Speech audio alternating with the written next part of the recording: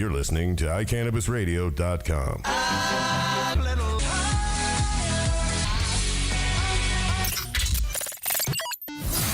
All right. Here's welcome to another edition of the Hemp Connoisseur Radio. I have not been here in a couple of weeks due to circumstances out of my control. I know. I had to do last show. I had to do all by myself. Christian didn't even help. I know. He just sat there. He does kind of just sit there. I Sometimes. had to go off by myself like Rush Limbaugh style. It all depends on what kind of buddy gets that day as to how helpful he is. I know. Really. But in the studio today we have the illustrious and amazingly talented Miss Christie Lundsford. I know. I'm so excited. Welcome to the show. She brought homework. She did. She brought homework, and I think she's going for your job. So. I know. I was like, she brought in all this stuff. I'm all, LOL, what? What? That's harsh. Yeah. So how are you doing today, Christy? I'm doing great. I'm doing wonderful. Just so you know, I mean, you're one of my favorite people in the industry. You're always just happy and, well, at least you show us that you're always happy. And you've been in the industry for, God, what has it been now? 7 years now? Yes. You would be considered one of the veterans of cannabis. I get veteran a lot. Yeah. Yeah. And, I don't know how I feel about that, but, no, that's all right. But I get veteran a lot, but I also get people who are truly veterans who are like, excuse me, Mrs. Lunsford, you're not a veteran. You weren't the first. Well, you didn't say first. I know. Well, the Denver Post said first. Oh, so, really? Yeah, and Did I got they? crap for that. Wait, Yeah, because it's your fault what the Denver Post Well, said. I was am lost. Only one in the room, the first woman in the room.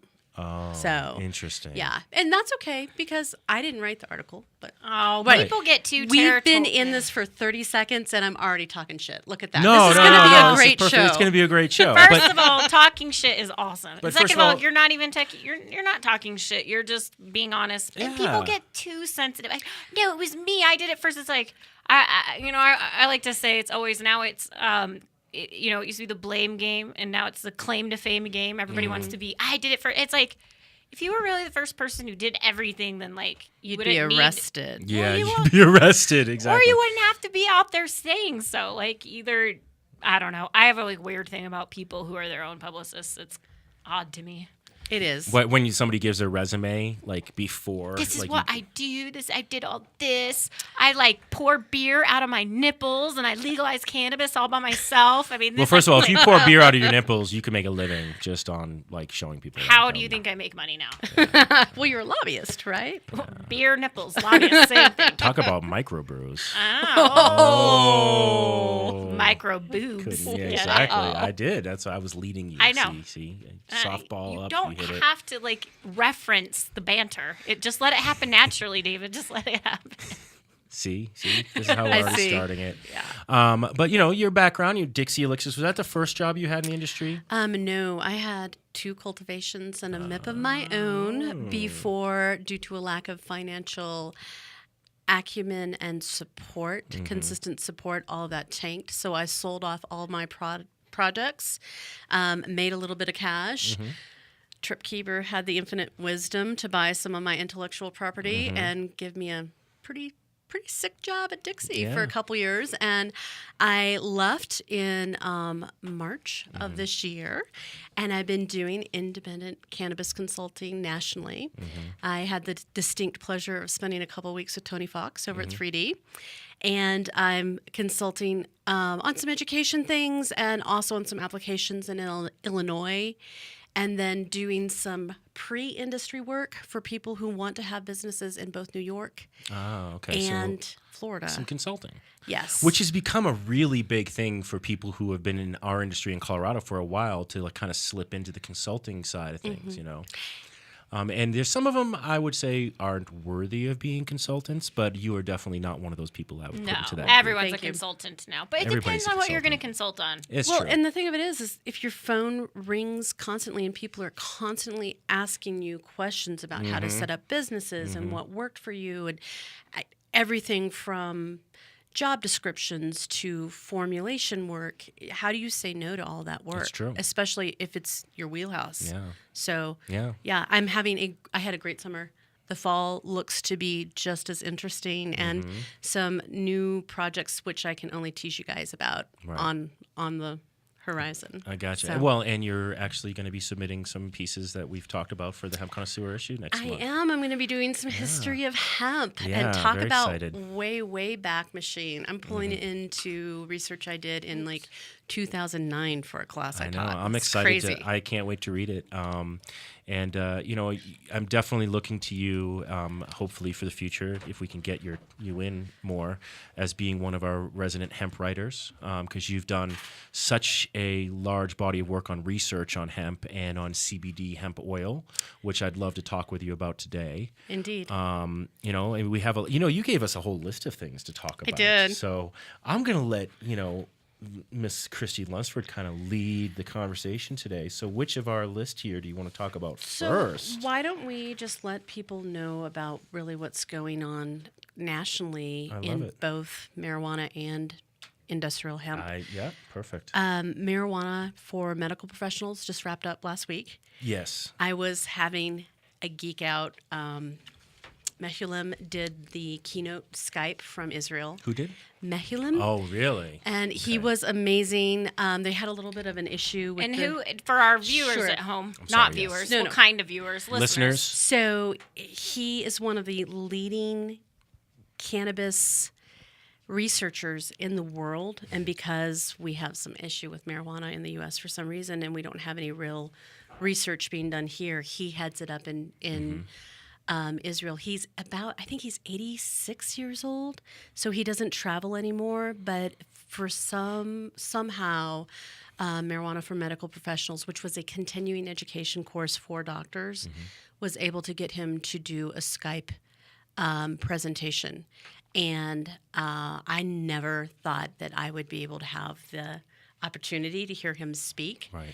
And it was really beyond amazing. Some of it was very, very basic, but to be able to watch the doctors in the room have that aha moment. Ah, right. And Because we're ahead of the curve. we are ahead of the curve. As far as doctors in America. Absolutely. We know more than the doctors do. It's true. That's sad. They don't teach about the endocannabinoid system in medical college. It's No, unheard of. I think there's actually, the last I saw, there was an article that they did ask that of a lot of schools, and some of them were very upset about it, didn't even want to hear about it. And there was maybe 3 or 4 schools in the country that even touched on the subject and mentioned it. It's interesting because there's more medical research about marijuana than there is about ibuprofen, and the doctors are all calling for more research. I think that some of those professionals make their money off doing research. Sure. But the marijuana affects your body in so many different ways. And it was a real learning experience for me. It was 3 days of really intensive Oh, yeah. note-taking. So, and it's interesting to hear and talk to doctors about marijuana because their take on it is completely different. The Really? complex insurance and legal issues that they have to deal with are really significant. And the fact that they could lose their license, depending on what state they live in, is really significant as well. So right now, the real push is basic information, education, and then to get them in the comfort area to start writing medical recommendations in their state. And I just want to tell everyone medical marijuana is not dead. I know the buzz all over Colorado is adult use, adult use.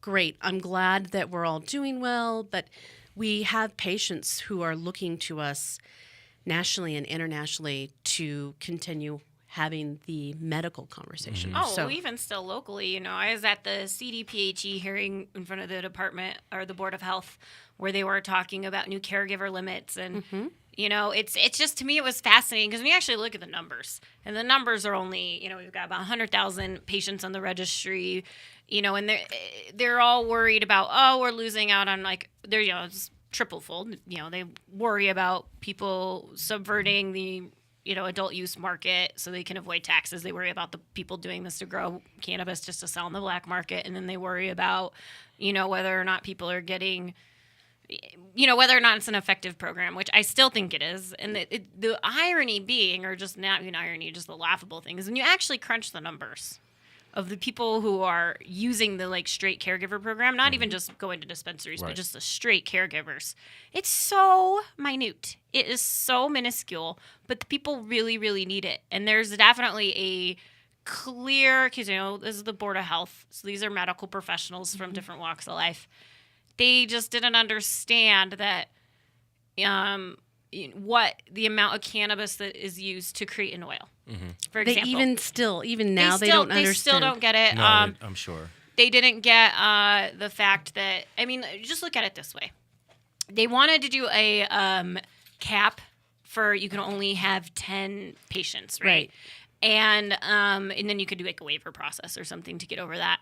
And then they also worry about extended plant counts and all this stuff. And these are things that CDPHE is freaking out for people that literally it's only less than 100 fall into this. And that's actually their reasoning, right? Well, because it's only less than 100, who are we really affecting here? And to me, it's like, if do the numbers. So let's say I'm a caregiver and I've got 10 patients. Let's say all those 10 patients have an extended plant count of 99 plants. That's only 1,000 plants. Only 1,000 plants. There are dispensaries who are producing 10,000 plants and still can't keep product on the shelf. And 1,000 plants, how much oil does that produce, Christy? Not nearly much. Enough. Not nearly enough. And think about that. Only half of that could be flowering at a time. And they don't. To me, it's like they didn't understand, and it was for the sick kids, and they still don't understand that Colorado's become a refugee state still. It's a concept, a medical refugee. It's a concept that I think a lot of people have a hard time wrapping their heads around. Sure. And they don't, so to me, I still think that, I understand that, there's a lot of other political roads to hoe, especially for those in the industry part of the community who still want to expand their business model and go into other states. But I really, really do hope that they spend their money wisely and keep this aspect intact. And the important thing is if you're taking your business or your brand to another state, chances are that state is medical. So you need to continue to have that conversation and to continue to keep that skill set close. And it's good for your profile, too. Say, listen, we will keep a certain... It's like how in Berkeley now, they make it so a certain percentage of these medical dispensaries have to donate their product for free to people who are poor. Sure. And speaking of that... Oh, and she's got it in her homework list. No. I know what she's about to speak about, I got this press release right as I was leaving the office, and Operation Grow for Vets is going to have another cannabis giveaway in Denver this weekend. If you want to take a look at this, I know it's posted on the 3D Facebook page, or you can visit www.growforvets.org. And it's the number 4, right? Yes, thank you. Yeah. Grow, the number 4, vets.org. And they're doing some amazing work, and they're a 501c3 nonprofit. So, and, that is a great tie-in to these medical research grants that we're able to apply for. I had another call today from someone who is applying for one without having any tie to a university, and there's a good chance they'll get that grant. And the thought behind that, it's a woman, which I kind of love that, but the thought behind that is they won't have to have a university trying to dictate to them how to spend the money. So, and the universities are sort of, there's a positive and a benefit to them. They've all, at least the ones I know of in our state, have applied for Schedule I permits for their research, even though maybe legally speaking they didn't have to, but this is a battle I've fought for a while with some of them, especially on the hemp side. Right. And so that, it's nice that you can have a little bit of a private nonprofit sector step up and be able to do this. And it is ironic, don't you think? Did you watch the Daily Show clip? Did anyone watch that? They did this one where we should probably, I don't know if we can upload it onto any kind of page. This is a great one. It's a Michael Shea, who's now going to be the Weekend Update host on SNL. Yes. Was doing a bit on pharmaceutical drugs and how they're basically big pharma acts like a cartel.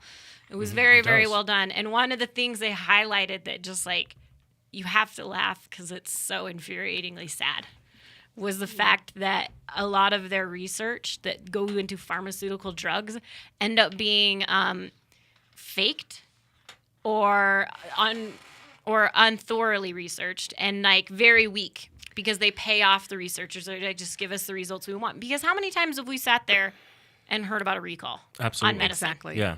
More than car recalls. And yet, exactly. And yet, marijuana, they always say, we need more research. We need more research. I'm like, how much research did you have on, all that heart medication that they had to recall? And I cannot remember the name of it, but, they had to get recalled because it's killing people. Or Zoloft that causes kids, if you prescribe it to kids, to kill themselves. It's just. There's a huge manipulation of data. And Absolutely. Yes, that's it. Thank you. more than anything. And it's really, really sad. And when I have a whole shelf in my office of clinical research study books that medical professionals have put out with published studies about cannabis that have been done here in the U.S. and abroad. There's so much research about cannabis. I'd like to challenge people to read one research study a month, and then every time someone says to me now, we need more research on cannabis, my retort is, we need to read the existing research. The industry, air quotes. I have a question on the research, though. Sure. Do you find that the research that you've been reading on these is more research to try to find problems with cannabis as opposed to finding research that are focused on what can cannabis do for, the medicinal benefits? The research out there that I have access to that I'm reading is about enhanced delivery systems and also treatment protocols for specific ailments. So it's all very targeted as this is a helpful plant, and some of it's about the psychotropic component of the plant, but most of it is about how can we use this to heal whatever ailment or further enhance everyday life. So to me, I mean, obviously this is very much an opinion side of things, but, I always, and one of the things I always tell my writers when we're researching them is, if you have an issue with something, you always follow the money. And to me, when you follow the money on cannabis as a medicine, that's what I think why they keep saying, well, it needs more research, because I think the findings that you'll find is when you make it synthetic, it doesn't work as well as the organic. And so organic is cheap. It's easy. It's cheap. And I don't have to go It's to hard to somebody to get it. patent. I can go Yeah, do it myself. exactly. That's the other thing. I can't manufacture my own Viagra. I mean, So I am my own the Viagra. research. So I think code for we need more research is we need to find a way to dominate. And how do we and capitalize own it. on Yeah, it? exactly. Yeah, own it and monopolize Aspirin is a perfect case study of this. Aspirin is one isolated constituent of willow bark that's found just in the indigenous United States cross-section, and it's been synthesized, dialed down. But the beautiful thing about aspirin is every single time you have an aspirin, you know exactly what your next hour is going to be like, how long it's going to take to alleviate the pain, if you're going to need another one, whether or not you as a person need to take it on a full empty stomach. You know that. That is what the pharmaceutical industry wants to do with cannabis. But They want to homogenize it. they do. They want to strip out each constituent, whether it's CBN or CBG or CBD or THC, and capitalize on each constituent individually and trademark and own. It's all about ownership of intellectual property. Oh yeah, for sure. And So- the interesting thing about aspirin is they're still coming up with new research and benefits to it these days. It's aspirin kind of has gone through this interesting sine wave where it's very, very, and then they were very popular, very beneficial, and then people were freaking out that if you were taking too much aspirin, you were going to cause yourself heart attacks, because it thinned your blood a little bit, and then it went from now it's we want you to take it every day to prevent the heart attacks and to prevent stroke and all that stuff, and there's another new benefit that's coming out, and I can't think of it, but to sit there and say we need more research, it's even the stuff we're currently using and existing that we find to be somewhat innocuous. Aspirin's not completely innocuous, but it's relatively safe compared to probably Tylenol and ibuprofen. And we're still finding medical benefits to it. And to sit there and say it's as though there's a presumption that we have to know every single thing about it before we're allowed to give it the stamp of approval. I see, but I don't think there is that presumption. Well, Like we've talked about with other pharmaceuticals, they're just pumping them out there to that's get just them what they're sold. saying. Right, exactly. They're It's what making that saying. presumption Absolutely. out public. But It's kind of like falling in love. You fall in love and you don't know everything you're going to know about that person. There's a journey this is an herbal journey as well. Whether it's white willow bark or marijuana, we don't know what we don't know yet. Sure. And that's the thing that I find so intriguing about cannabis is we have so much research that we're not looking at, and yet there's a call for more research. It's like this very vicious circle. Sure. That was such a beautiful analogy. You should write for the magazine or something. Yeah, maybe. Maybe I should write for the magazine. Yeah. I don't know. If the editor-in-chief ever gets his head out of his butt. You know, all right, well, we're going to take a 4:20 break right now for our sponsors, and we'll be right back with Miss Christie Lundsford. A New Amsterdam is located in the Wild West, and Colorado is the leader in this new billion-dollar industry. The Indo Expo show looks to support the growth of the industry both locally and nationally by bringing together industry professionals from around the country. The Indo Expo show is a full-spectrum event with exhibitors featuring cultivation, new technologies, smoke, lifestyle, education, industrial hemp, and industry services. Seminars, networking events, and classes will be offered, encouraging attendees to exchange ideas, information, and network. The show looks to support the local community and assist in connecting people by holding a public job fair Sunday, November 16th. The Indo Expo show will be November 15th through the 16th at the Denver Mart.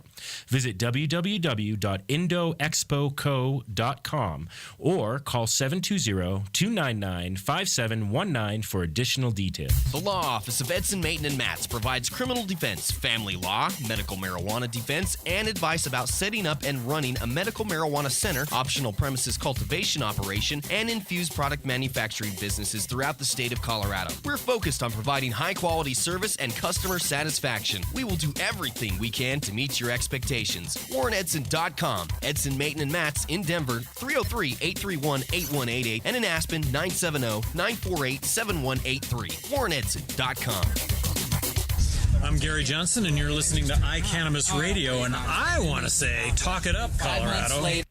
All right, we're back with Christie Lundsford. I love talking to Christie. She's so brilliant. I know. I could listen to her for hours. I think you should leave, David, so I can just talk to her about you know, it's a sign of a good show and I know when Samantha likes our guest because I barely get a word in edgewise between our guest and Samantha, so I know. Oh, that is not true. There are times when you sit there and you go, you haven't said a word. No, that's what I'm saying. That's what, I know when Samantha really loves a guest because she's like engaged and talking as opposed to texting on her phone. Oh. I am not texting on my phone during shows. As our to producer say- Chris nods his head and goes, yes. He's texting her, she's texting back. Yeah, exactly. No, That's I probably am what it is. usually updating like our status. They're on just talking smack about me while Oh my doing the show. God, diva! You're such a diva today. I'm not. Dave. How is that being a You're diva? like David the diva I'm being, today. I can think of David. worse things that I I've guess heard so. you. I'm gonna call you David. Thanks. Yeah. Thanks. I appreciate that. My pleasure. Yeah, So awesome. I was just telling Christy another thing about what could I think would be super beneficial, especially in the terms of our social cultural evolution on the cannabis that we need to there's still a public awareness issue, which I would love to talk about that in a second too. The new campaign from MPP. Yes. Did that billboard get up finally? Yeah. Okay, good. Yeah. It's all over the place all over today. Okay. Yeah. because there was a little snafu yesterday on that. I didn't know. Yeah, Okay. it's cute. It's a cute little story. But anyways, so a long time ago, and I'm going to keep this real short, like about 2009, I had the opportunity to engage in a study for affordable birth control for women. It was being done through Planned Parenthood. And it was basically you get an IUD, a free IUD, but it's brand new it's new design. And then you just have to come in and fill out surveys and talk to them and da-da-da-da-da. And, for me, I was like, yay, free birth control, and it's a good cause, and I get paid. And so today I had one of my checkup appointments, and the whole time, so when they ask your questions, they ask about your menstruation cycle, they ask about the last time you had sexual intercourse, they ask about cramping, all this stuff. Have you taken any medications lately? I've never said anything other than ibuprofen, this, because for me, cannabis has never been a medication, right? To me, it's always just been Recreational? sure, Adult social, recreational, yeah. And then they ask, well, do you smoke? And I know they're talking about tobacco. Mm-hmm. And I've never said, what do you mean smoke? And, I think now I've done a huge disservice in the survey because I think that that's the kind of information that when they're looking back on this and they want to cross-reference, how does cannabis affect birth control? You know, maybe now which it wouldn't, but you know what I mean? Like if they wanted to See if there's a correlation or a cause. Who knows what these nerdy scientist types do.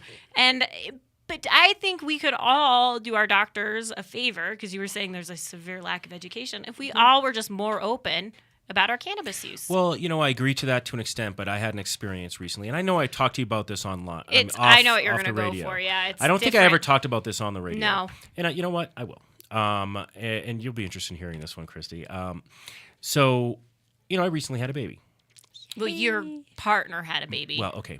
My partner had a You baby. watched. Thanks, Yes. Sam, Yes. for I really dialing it down. That's some thanks. investigative. That's some feminist messaging right there. So. On April 6th, I became a dad. There you go. How about that? And while we were in the delivery room, there was a questionnaire that was asked. And, yes, this is very interesting. So here was the question. Have you, in the last 24 months, consumed cannabis? And you know, we answered yes. In the last 24 months, we did. Because, well, we had. But I was like, and I asked right out front, I was like, why does that matter? She's only been pregnant for 9 months. You know, they didn't ask, have you in the last 9 months had cannabis? They asked, have you in the last? I did. Have you in the last 24 months? And I asked them. I was just like, very curious. And somehow they had known what I was doing. I did for a living as well. After the fact of that question, they had looked up and saw where I worked. They Googled you. Yeah, they Googled me. And so what ended up happening, because we answered yes to the last 24 months, was after my baby Mia was born.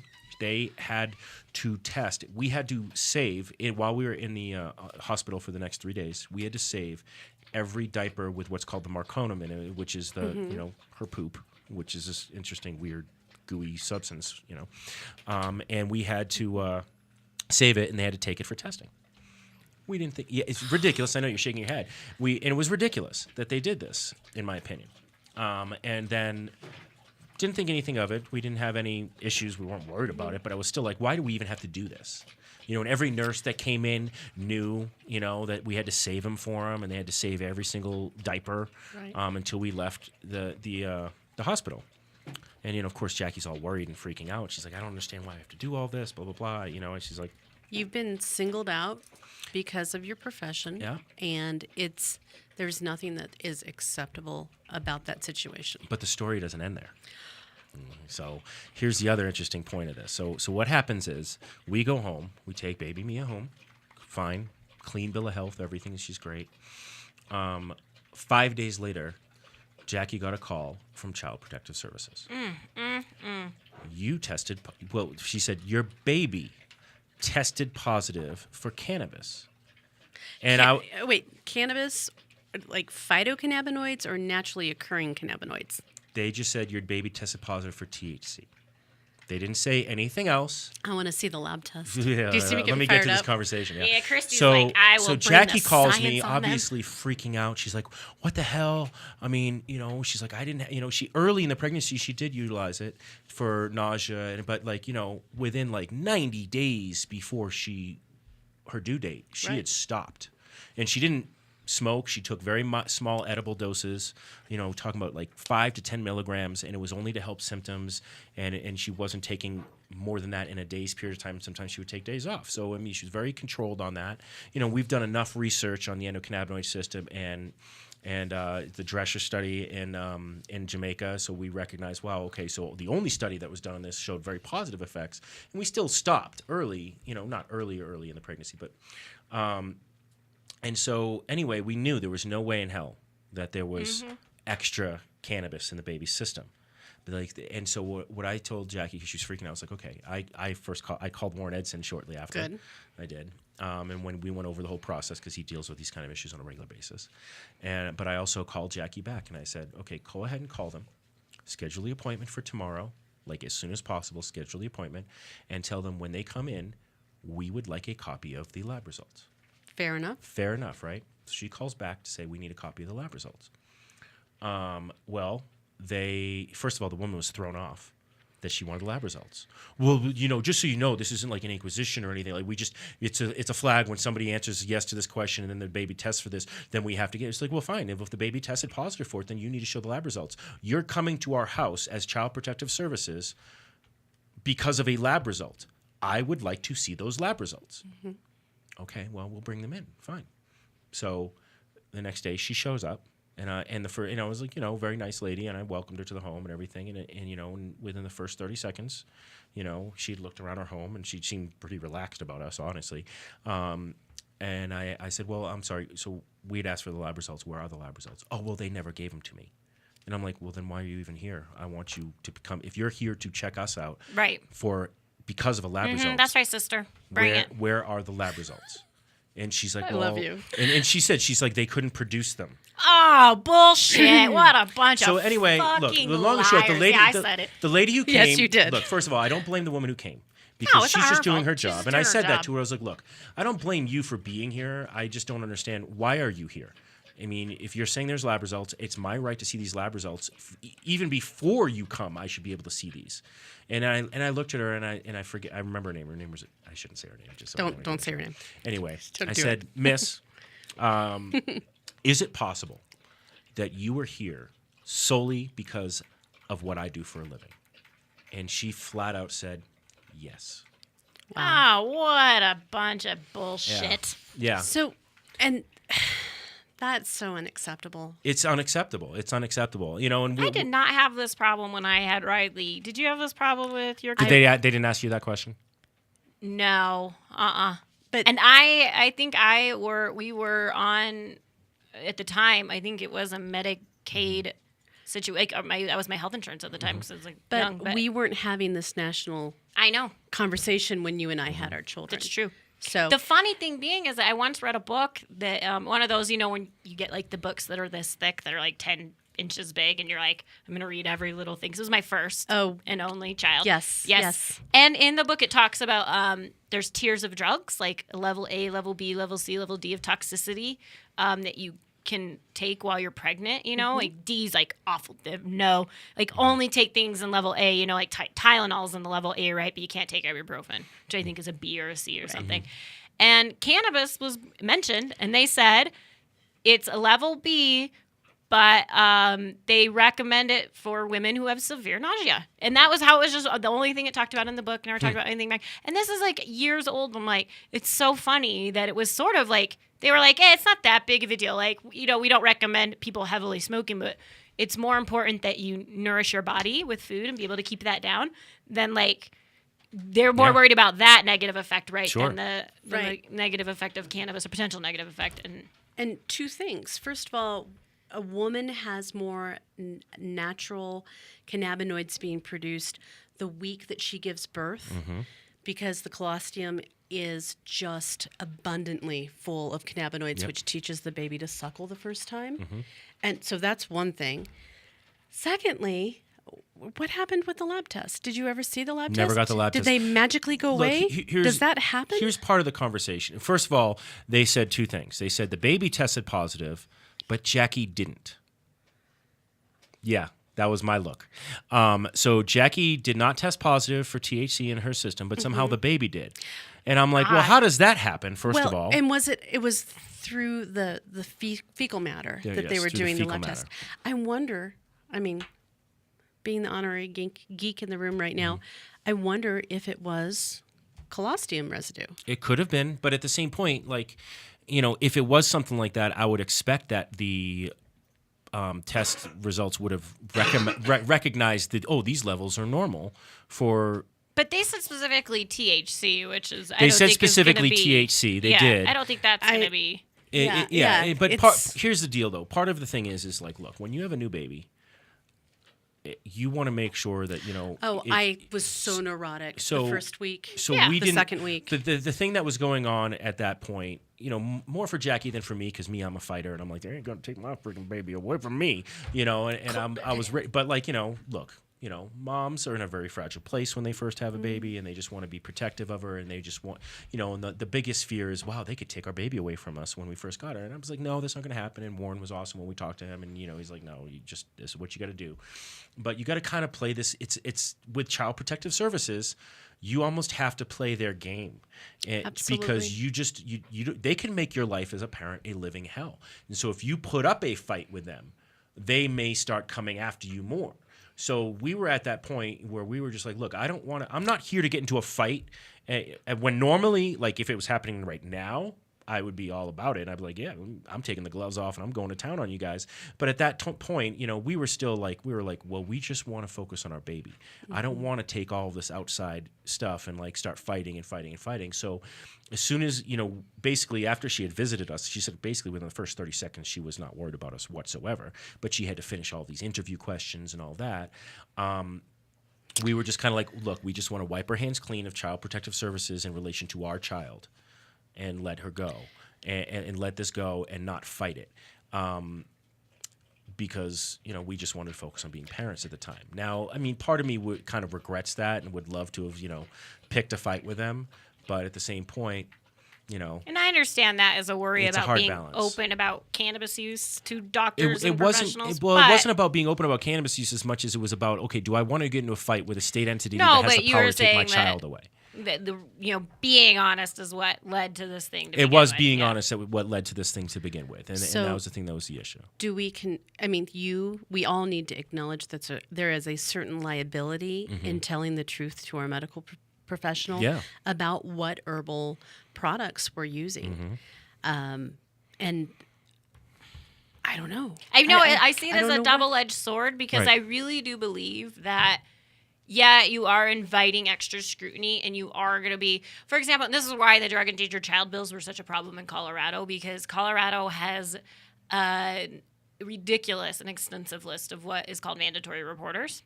So those nurses at the hospital are what are called mandatory reporters as well. So no matter what, the minute you said that, they have to they're going to report that. I know. But even though that technically presence of cannabis in the house isn't necessarily a drug endangered, which is not necessarily child abuse. It's very shades of gray right now. Well, she said something very interesting during the interview, by the way. She said, first of all, she looked Jackie straight in the eye, and she says, you can go ahead and consume cannabis right now, and we can't do anything because it's legal in the state. And then I turned to her and I was like, then why are you here? And she was like, because we still have federal mandates that we have to do as a checklist when certain things happen and certain answers are answered a certain way. So they're still following those Part mandates. Part of their funding is federal. Exactly. And so she said, all that it is it's like one of those flags that comes up. Now I have to go check out your family home and find out, well, is there anything else that we have to be concerned about? And it's just the opportunity for the government to come in and kind of invade your privacy and check you out and kind of put their little thumb on you for a minute. And I know. I just see it as a double-edged sword. Yes, I understand. Being honest is going to invite extra scrutiny, but at the end of time, I do believe that people are going to be able to prove that, just as you did, everything's pretty copacetic here, and you can move along. Yeah. And then it will just be. Then, maybe CPS will be able to produce those kinds of numbers, because a lot of studies are actually based on data and research. There's not actual lab rat situations going on. And you said lab rat. I said hashtag lab rats, y'all. And but it really is based on data collection. That's actually none of the number one research. It's just the easiest, right? It's number crunching. And so if that were a way that you can at least crunch those kinds of numbers, you could say, well, so many people reported cannabis use, and only 1% were found to be considered at-risk situations. You know what I mean? Those are the kinds of things, yes, it does suck. But maybe inviting that kind of scrutiny isn't the worst. I think we're so used to living in the closet as cannabis users. What'd you do to your doggy? Jesus. We're so used to living in the closet about it that, we're fearful, right? Right. And that... And if we did welcome that kind of scrutiny and openness about it, then we could show them, well, there's nothing going on here. Move along. Sure. Exactly. Right. Exactly. Well, we only actually have Christie for a few more minutes. So, we kind of went on a tangent, which, it's a good conversation to have. I'm glad that I was able to actually share that. But, we only have so much time left with you, Christie. That's right. We'll have to have you back on again so we can, because, Well, I said we should have got rid of you 20 minutes ago. See how Wow, that there's goes. definitely an agenda. You both have really deep agendas today. I know, isn't That's it amazing? really weird. Yeah, we're vying for your attention here. But I want to get into your research on delivery methods on CBD hemp oil. And I know we have a lot. I mean, that's a lot of information. So can we just touch on some bullet points and maybe have you back on in like 3 weeks or so? Absolutely. Awesome. So, CBD hemp oil. Wow. Well, can I preface it with Please. there's, on CBD hemp oil, I'm kind of one of those people, and we've had a conversation just recently about this, where I feel like personally, and we don't report on it just yet because there's not you have found more evidence than I personally have, so we're going to lean on you on this one. But that right now there's a lot of companies out there that are making hemp CBD oil. Sure. And I feel like Scammers. right now, well, I Wait, feel like Wait, don't light the fire just yet. I feel like right now they're almost involuntary snake oil salesmen. Mm-hmm. Like some of them may be doing it like and know that it's not working, and some are like saying, well, look, I'm getting the CBDs in here. I get a high percentage of CBD in this product, so it's got to be working, right? But there's a catch to that, and I'd like you to kind of speak more about that. Right. Didn't- So there's a lot of passion in the room surrounding CBD in general and hemp oil in specific. Mm-hmm. Sam, Why are you looking at me, y'all, just because I'm the hemp lobbyist? Yeah. there's so many reasons to look at you right. Nah, I'm not that way yet. Oh, is it Older, the... maybe. We weren't talking I about was the there. we with weren't you. I talking was about the there- micro boobs. I was there in Vegas, Christy. Yeah, okay? we went to Vegas together. That was some So, craziness. just saying. So, hemp CBD. The conversation is surrounding whole plant benefits of the plant we commonly refer to as marijuana versus whole plant benefit of the plant we commonly refer to as hemp. Mm-hmm. Now, if you take the THC, which is occurring in about a 7 to 5% percentage out of industrial hemp and render it federally approved to move across state lines, are you really taking that much of the medicinal power out of it? Because here's what I know is happening from a medicinal standpoint when people get these CBD products is they're pairing them with THC they're finding in their either legal medical state or off the black market in their illegal medical state. So they're using whole plant medicine. Some of it's from hemp, some of it's from cannabis. I hope they're using it with a medical professional's oversight. What bothers me the most about the industrial hemp CBD marketplace is, yes, Sam, I completely 100% agree with you that there are a lot of shady operators there, that they're getting their hemp from who knows where and how is it being tested, and are there transparent business operation procedures in place to protect consumers. But the thing that bothers me the most is the FDA requirement. If you're selling medicine, it has to be a medical research trial situation, which, as we're all aware, takes years and years and years. And I'm very concerned about some of our industry colleagues, I'm not using the word friends, but colleagues who are starting in a big way to put these CBD products out in the marketplace, and they don't have the benefit of understanding FDA marketing. Because if it's a nutraceutical and I'm not sick, thank God, but when I have a hard day, maybe I want to take a dropper full of CBD or a mint to kind of calm my mental space and let me process through the day. That's a nutraceutical use. Giving it to your child to help them with their Dravet syndrome or with their palsy syndrome, that is medical use. Right.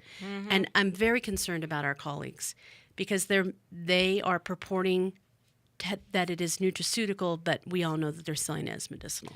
It's not just that.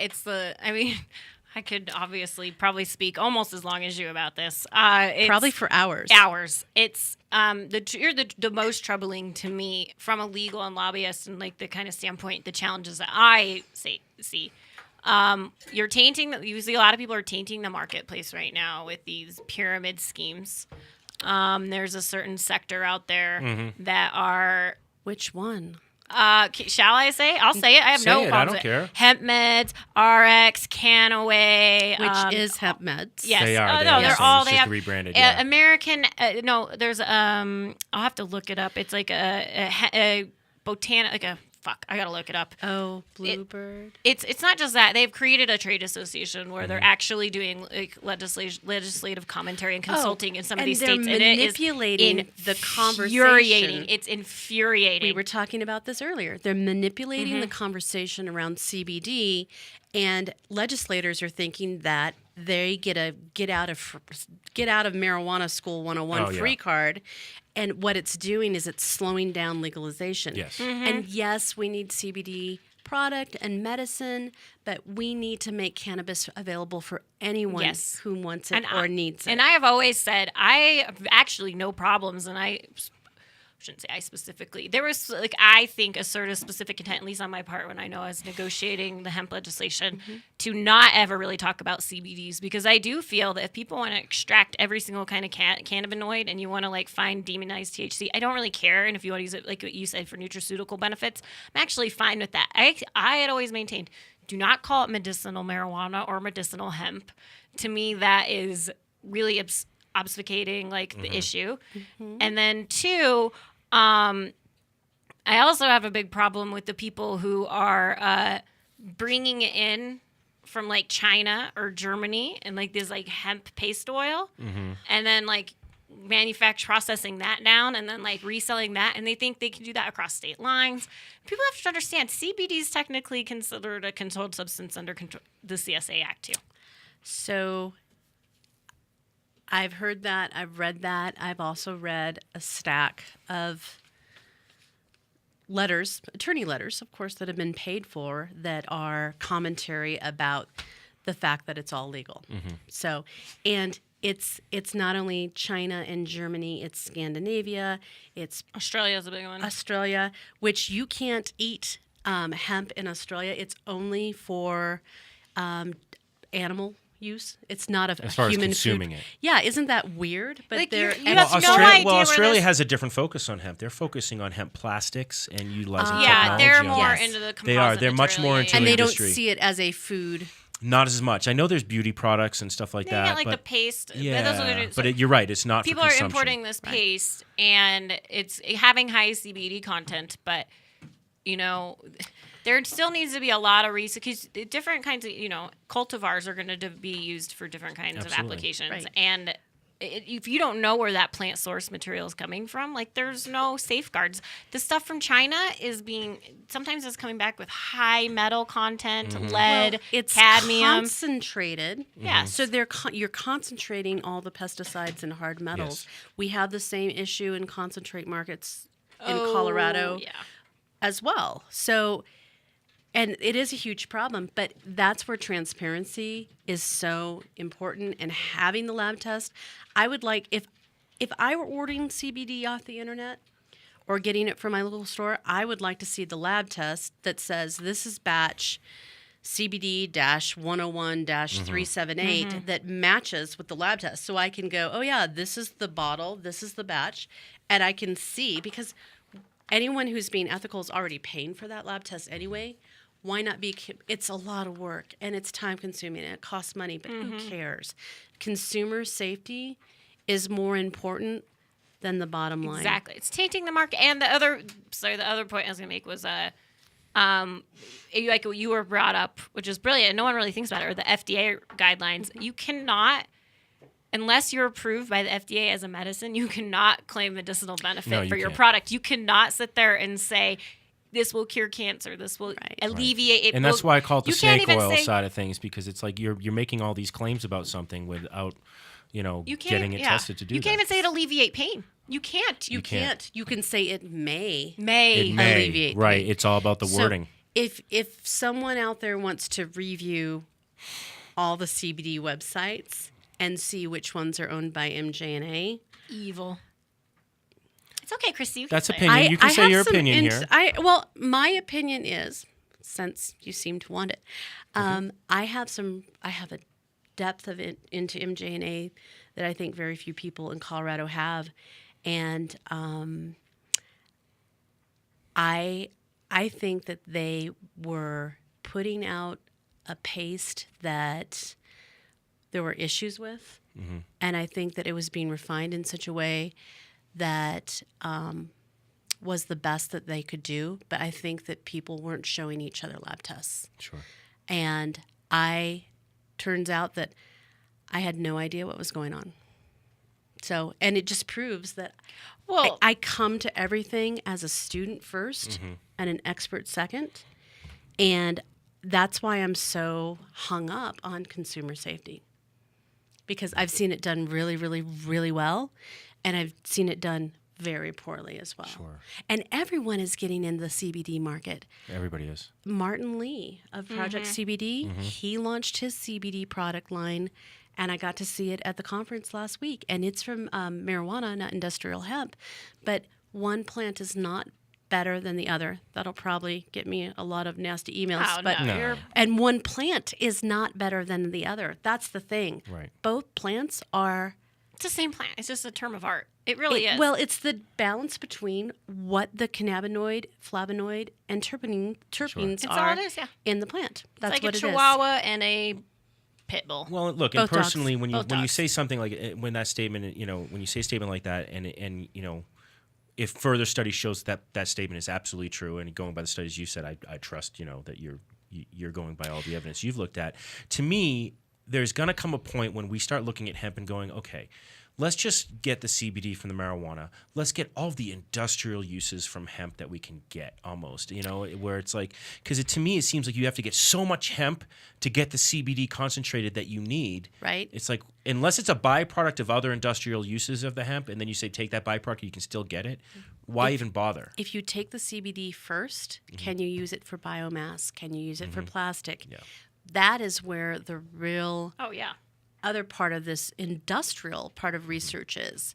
And I'm hoping that of the strains that we have isolated so far for their medicinal benefit, for their ability to attach to the receptors, that there is a secondary use, because there's a lot of waste product. And Sure, why there not is. use every single bit of it? I absolutely agree with that. You said you had to leave, so I don't. do. At I the know. 45-minute mark, Well, are we we're there yet? actually at 50-minute mark. I just Okay. realized, so I don't want. I don't want. Why, you to have why to are you rush. leaving early? Because I have to go to karate with my son. Yeah, I'm going to go we kick have some karate ass. on Mondays some and ass. Yeah, Wednesdays. yeah. that's all right. We have some stuff we can talk about. We might be going to the same studio. We'll have to talk about that off Yeah. air. But So- we'll have to. I definitely want to, have another conversation with you. Have you back in the studio again? You're welcome to come back as often as you like. Ms. Thank you. Lunsford. That's very, very kind. Because I didn't get to this packet. So. I know. Well, let me just say, I don't think MJMA and A is blah, blah, blah, blah, is evil. I just think They're not like that- Monsanto evil. Well, Well, wait. I think that they just hold on a second. have committed to some suspect business practices that put the entire industry at risk. I think it's hard when you're first my to opinion. market. I can be. disagree. No. Okay. I think if you like every single choice you make is based in integrity, that it's not hard to be first to market. It's not hard to be the industry leader. I think that when you go through a company's senior management staff and look at their bios, and their bios tell a story about Yeah. the kind of people they are, Sure. that's where people are consistent in their behavior. Sure. They very rarely turn over Yeah, a new leaf. I actually All right, don't you sold disagree me with they're that. evil. I'm just- No, I don't. I don't disagree with that statement at all. Lesson learned. I think part of the problem, and if you have to go, you can go. And we'll just in keep for a talking. penny, in I for a know, pound. right? Is when you're one of the first, and actually, I don't know if they were the first or one of the first companies to go public. When you do that, Which company? There are so many of them gone. MJ&A. Okay. Oh, yeah. There's a pressure to we got to make money, we got to make money, we got to make money, and I think that's one of the problems I have with most of the companies so far that have gone public are either pump and dump schemes, Right. or they're like, okay, we have so much pressure on making money right now that they cut corners and they try to find ways to get it out there when they should, and that is the problem. I think that's why too many people are trying to. trying to make their fortune too fast. Right. In this industry. And that's where you lose the integrity when you go, wait, I have integrity, or I have, let's get profits as fast as possible to make our shareholders happy. And that's where you see the big marijuana scare coming, Right. It's like how they're, let's make money right away. Let's not worry about the testing. Let's just get it out there. And that is such a shame because It is. It is a very short-term view of doing business. And I have a 50-year plan. I have a 50-year plan. I'm 43 years old. I'm not going to be working for the next 50 years, but for whatever I create going forward, now that there's some real investment money in Colorado, thanks to everyone who worked on Amendment 64, and now that we've opened people's eyes to the fact we are responsible consumers of cannabis, those of us who have been in this for quite a while, who get to write our own ticket now, we get to perform at a very high level of integrity. And I don't have to push anything out to market right now because it's research and development right now. And there's a lot of great product out there for consumers to use, but the next wave of products is going to be even better. Yes, absolutely. Because we have the ability now to hire some real talent and also manage the conversations we're having with legislators so they really understand what we're doing, and manage the conversation as you're seeing in the edible market and in hopefully the concentrate market soon about what is appropriate consumption in THC or the synergy of both or all constituents. Well, and I think there's a difference in like the paradigm for somebody like yourself or Samantha or myself who's been in this industry for a while now, as opposed to somebody who's coming into it for money, because we're seeing a lot of that in the past year. And I think I'm not trying to just speak for you guys, but I say like there's like the people in this room right now, we have an inherent love of this plant and what it can do for society. And everything we do is focused on that, recognizing, well, the money's going to come because of our care and because of that focus on integrity and what this plant can do for society. Whereas there's the other group that see what this plant can do for society, but they're like, but what can it do for me? Right. And that's a very different paradigm to look at when you look at how to make money in the cannabis industry. And when you look at it in that paradigm, it's very much like the big corporation American way. When I see it as, this is an opportunity for us to take an industry and shift the way that an industry can be created in this country. Absolutely. And we're having that conversation with women in the industry and with bringing young people and creating new jobs for them in the industry, for welcoming back elders who haven't been able to find a job, and for making space for them in the industry. Because the beautiful thing about this moment is we get to craft a whole new industry, and it doesn't have to be Wall Street. It doesn't have to be what .com is. It doesn't have to be what pharmaceutical or big tobacco or big alcohol is. It could just be humble in a way. Yeah. It's a humble plant that gives us so much and asks for nothing back. Yeah. I know. I've always said I don't think that the like big slick, like whoever can be the most flashy new idea isn't going to be the successful one, because I really do think that people care. Right. Our consumer base, our market base really does care and supports it. like I mean, you'll get the fringe people that are okay with it. It's like everyone always talks about how there'll be like really, really cheap pre-rolled cigarette weed, like disgusting swag. I'm like, Yeah, maybe, but who's going to buy it? No one's gonna. I mean, exactly. And the people who do buy it are gonna be like, "Oh, this is gross. I'm never trying this again." Yeah. Right. And then the people who know their product are gonna because the talk of like there's going to be a Budweiser Everyone of cannabis, talks about and I'm that. like, Yeah, there will, but there will be like, one or two. Like, That's has it. anybody? All right, remember a few months back there was the guy who's like, I'm gonna be the Starbucks of weed. Whatever happened to that guy? Diego Pellissier. Whatever happened to him? Yeah. Everybody in our industry pretty much ignored him and said, we don't want to touch you. No, none of us want to be the Starbucks of bud. Nobody wants that. If you're a consumer of cannabis, you don't want that. He was a PR nightmare. He was. And he had a great business plan, but he unbuttoned his shirt at the national conference last year to display a doll. Hairy chest? Oh. No, a doll in a Baby Bjorn thing, because he wanted to, they wouldn't let him have his business partner up on the stage. And quite honestly, I'm a busy person. I got up and left. Yeah. I had a flight to catch. Yeah. But I was like, I can't go because this is really, really interesting. What is he doing? And quite honestly, I haven't heard of him him or of him since. The only reason I brought him up is somebody had sent me a link to an old article that he was mentioned. They were talking about big marijuana, and I was like, yeah, no, this guy was a joke. None of us, all the serious people in this industry looked at him and said, you can just go away. He had some beautiful marketing. I mean, sure he did. You can spend a lot of money on beautiful marketing. Yes, you can. You have to follow it up with something real. Yeah. So it's all about being real. Yeah. We're not into gimmicks. I think that's part of it. Is it's not about gimmicks in this industry. Yeah. I don't know. Well, we do have to end this wonderful hour. I know. Will you come back on a day David's not here? Oh, that is messed up. I That would is love so that. messed And up. we Can can you have girl imagine talk. how off the rails we would be? I wrote specific notes just for stuff to talk to you about. To me about? Yeah, yeah, not you. Here, right Oh, here. I didn't get any notes personally. No. Oh. All the other notes were for you, but this, and you can't say it. But that note, I'm just going to tease the audience. Oh, I gotta read this. I want to read it. Okay. Did you read the job opening at the cannabis for the sex Yeah, call? I did. I think I I read might that. apply for that, right? Oh, yes. Wouldn't that be fun? Yep. I You would would be totally do it. I would do it fantastic under like at a that. pseudonym or something. So we could have a whole cannabis connoisseur women's I have no afternoon, problem with that. And you could take the day off and You be can with be your a fill-in baby. for me. You're welcome to be a fill-in for me anytime. I will call you if I need one. That I would be tend to great. need one about once a month, actually. So. But if I'm with Samantha, I'm gonna blush so hard. oh, don't care. that is just so I flattering. don't care. That'll still be fun show. It would be a Oh. crazy Yeah. show. You know, Yeah. I am not always so brash and inappropriate. I Not actually always. have Sometimes she very sleeps. Intellect. That's true. Oh gosh, so hard. It's a great way to like.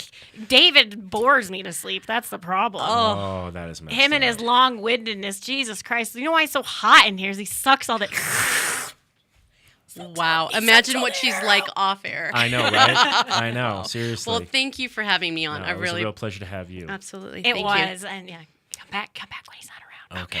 I'm good. All right. Well, yeah, when Dave's away, the ladies will play. I Right on. get it.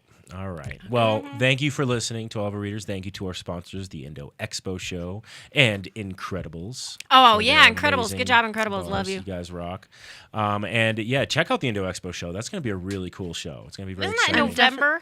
It is November, six- right? I just did the voiceover on it. November 16th. Oh, yeah, a little subconscious programming in there. That's going to be a big Excellent. show, though. That's going to be a really well done show. That's why we decided to be sponsors on it, and we very rarely do. Are they that, still? but- Are there still booths available? There are still booths Okay, available. If great. you're interested in booths, I got some clients I want to set up there. yeah, have them Definitely. talk to me. I can take care of that for you. Okay. Yeah. I'm sure Incredibles will have a booth soon. I'm sure they will. Stop by their booth. Yeah. Do hit two Absolutely. sponsors with well- one She stone. totally At could this be a at this show. job fair, will they be giving away non-medicated edibles? You think, or I had to do yeah, those you things. had to. I'm pretty sure that we'll never see that snafu again. I don't think that's ever. They're gonna be like, "You guys done fucked up. You're done." Who Well- hands out unwrapped at They food weren't stuff? unwrapped. They Oh, were. they were unwrapped. I I didn't ate hear that. one. Did you get?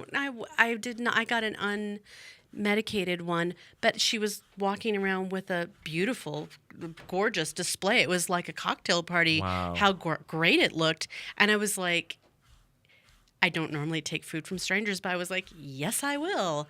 And I held it in my hand. I thought, ooh, this is unwrapped.